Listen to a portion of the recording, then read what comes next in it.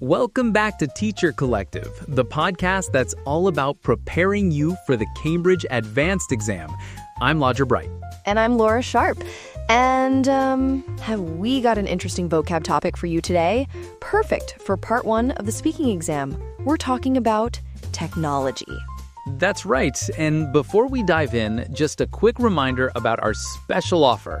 If you want to do a fast-track crash course to get you totally prepared for the CAE, you can sign up and have a free trial class with one of our expert teachers. Honestly, it's a brilliant way to see how we can help.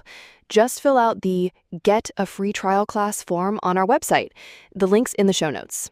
Now, Roger, let's get into this. So, we have a great list of phrases, and I think we should start with my favorite topic, why my Pixel 9 is better than your iPhone 16. The AI features on Android are genuinely cutting-edge technology.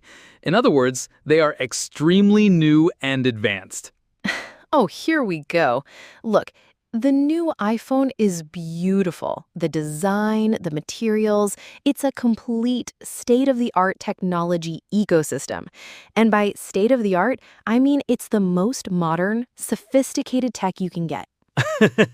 But the new AI on the Pixel is a real game changer. You know, it's something that completely changes how we do things.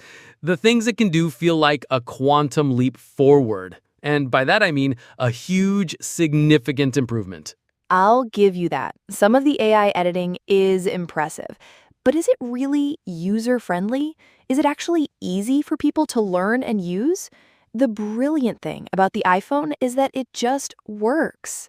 I find my Pixel super easy to use, and the call screening feature is such a handy gadget, a really useful little tool for avoiding spam. But okay, stepping away from phones, these recent technological advances, all these new developments are impacting everything. Totally. Some of them feel like a scientific breakthrough, like a really important new discovery. Look at modern household appliances. You know, the machines we use at home, like fridges and washing machines. So many are smart now. True, but it all comes back to big data, these huge sets of information that companies collect about us. It makes you think about the power of the social media giants, the really big, powerful companies like Meta or Google. And everything being connected is great until the system goes down, when the whole network just stops working. Don't even talk about it. It's the worst. It's almost as bad as when my own laptop is playing up, when it's just not working correctly for some reason. Or when it goes completely on the blink in the middle of an important meeting, meaning it's totally broken. That's when you wish you had a computer whizzkid living next door, someone who is just brilliant with tech, a real IT expert on call. Okay, that's a great overview. Now, let's put this into practice. In the exam, you might get a question like this. Laura, I'll be the examiner first. What are the pros and cons of the internet? Well, the biggest pro is obviously the instant access to information. It's incredible. A con for me is reliability. It's so frustrating when your connection is slow or your computer is playing up. And on a bigger scale, the whole issue with big data and privacy is a massive consideration. How did I do? Did you hear some of the target language? Okay, my turn to be the examiner. Roger, do you think that modern technology has changed the world for the better or the worse? Oh, for the better, definitely. On the whole. We've seen a quantum leap forward in so many areas, from entertainment to medicine.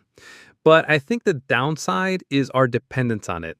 We expect everything to be perfectly user-friendly, and we get so lost when this system goes down.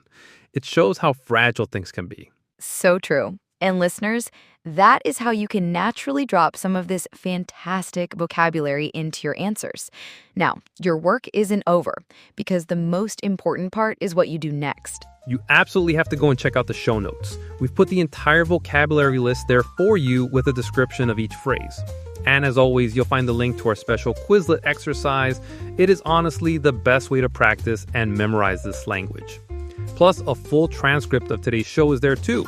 A fantastic tip is to take these questions and practice answering them with ChatGPT. Then ask it for feedback and error correction. It's like having a personal practice partner.